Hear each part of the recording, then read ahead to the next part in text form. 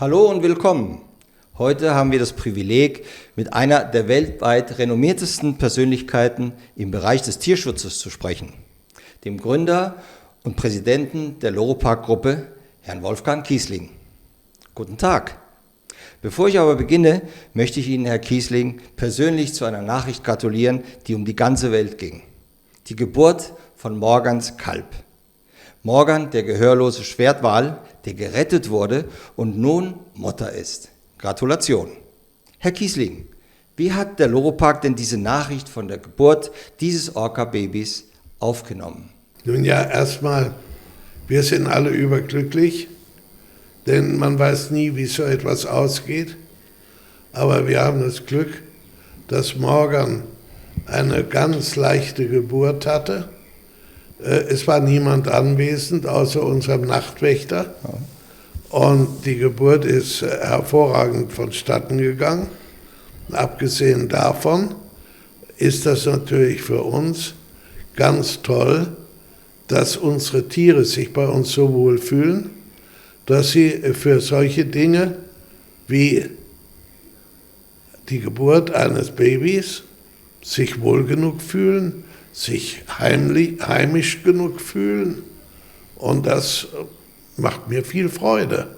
Mir und natürlich auch allen unseren Mitarbeitern. Das war für uns schon ein großes Erlebnis.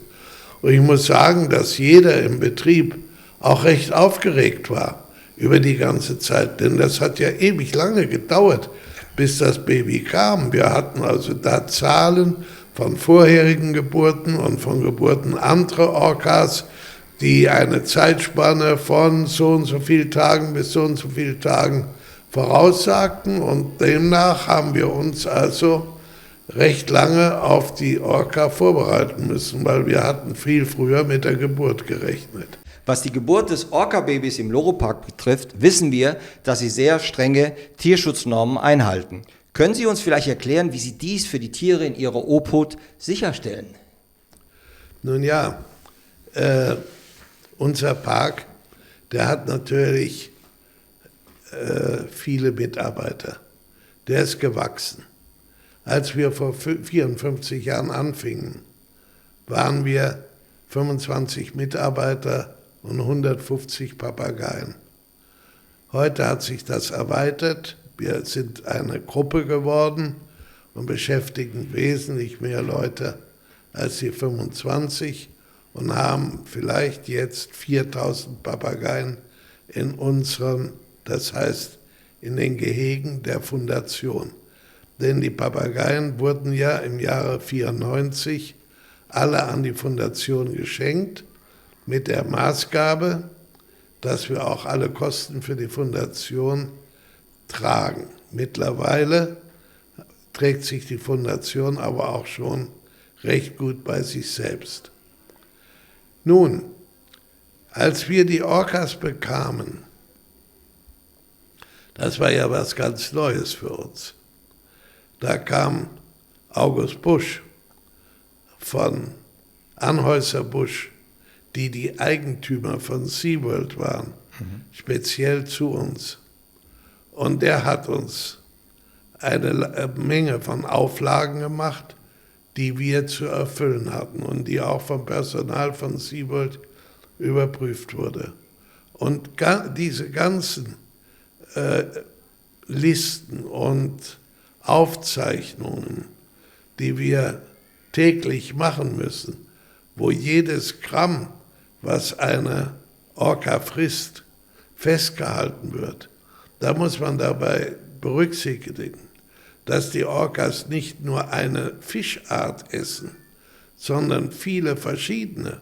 Dann gibt es Orcas, die von einem Tag zum anderen sagen, mir schmeckt kein Hering mehr, also bring mir was anderes.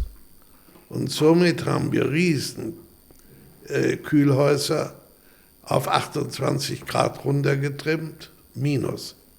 Und da liegt Fisch, auch wenn mal ein Streik kommen würde oder irgendetwas wie Covid wieder passieren würde. Wir haben immer Fischreserven hier für mindestens 3 bis 4 Monate.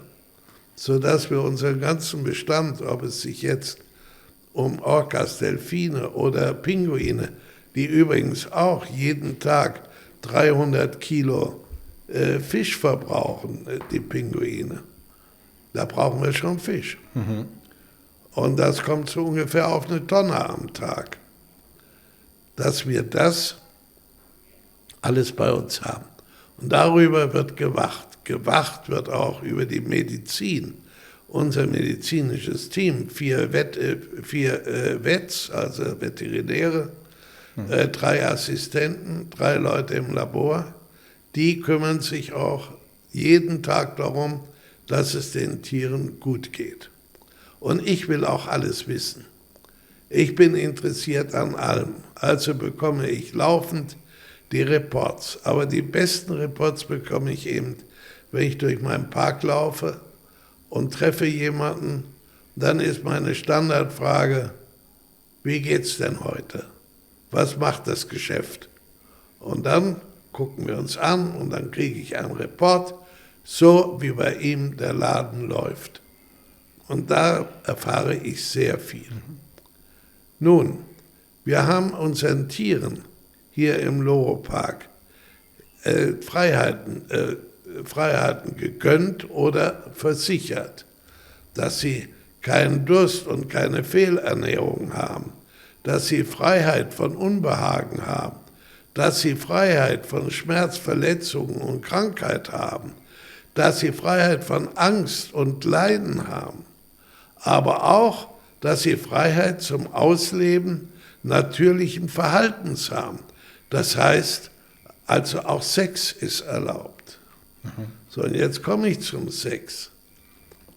Wir haben ja als Papageienpark angefangen. Und vor 54 Jahren, da wusste man noch nicht, wie man einen Papageien züchten kann, dass man die züchten kann.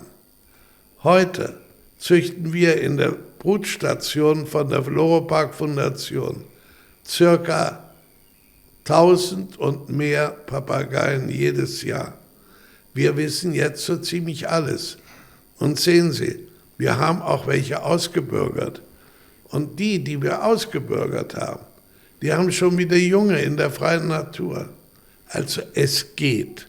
Und genau so wie es mit den Vögeln war, wird es auch eines Tages möglich sein, denke ich, dass wir irgendeinen Weg finden, dass man auch wieder Orcas auswildern kann. Aber man muss sie haben. Und wir haben sie. Wir halten die Reserve. Und das ist nicht nur Geschäft. Das ist auch ein Haufen Willen dazu, der Natur zu helfen. Genau wie wir es tun mit unserer Fondation. Die Fondation hat 12 Species von Papageien vor dem Aussterben gerettet. Das hat viel Geld gekostet, viel Mühe gekostet, aber wir haben es geschafft. Das heißt, wenn an einem Tag 150 Species aussterben, dann hat es die kleine Loro-Park Foundation geschafft, hier aus Teneriffa, die Welt für 2 Stunden vom Aussterben zu befreien. Ich glaube, das ist ein gutes Resultat.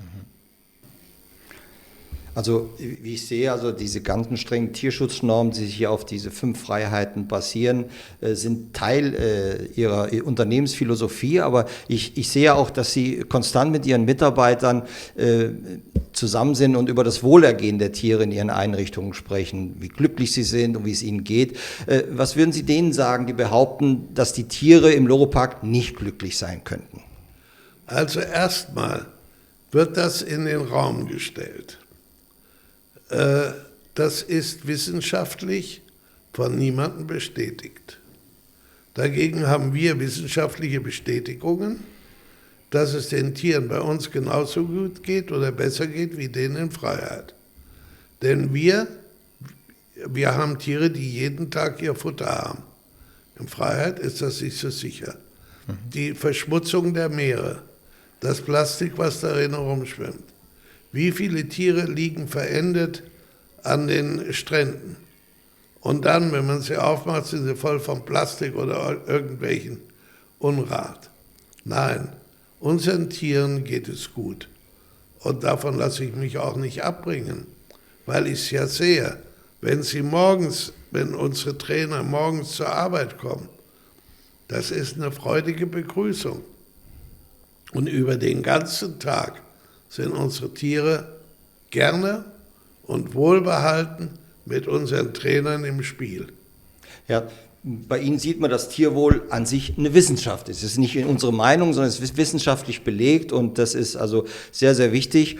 Und wir haben somit den Beweis. Vielen, vielen Dank, Herr Kiesling, für Ihre Zeit, für Ihre Vision, Ihre Erfahrung und diese inspirierende Geschichte mit uns zu teilen. Der Loro-Park ist nicht nur ein Ort der Tierpflege, sondern auch ein Beispiel der Hoffnung für viele, viele Tierarten. Vielen Dank und bis zum nächsten Mal. Danke Ihnen auch.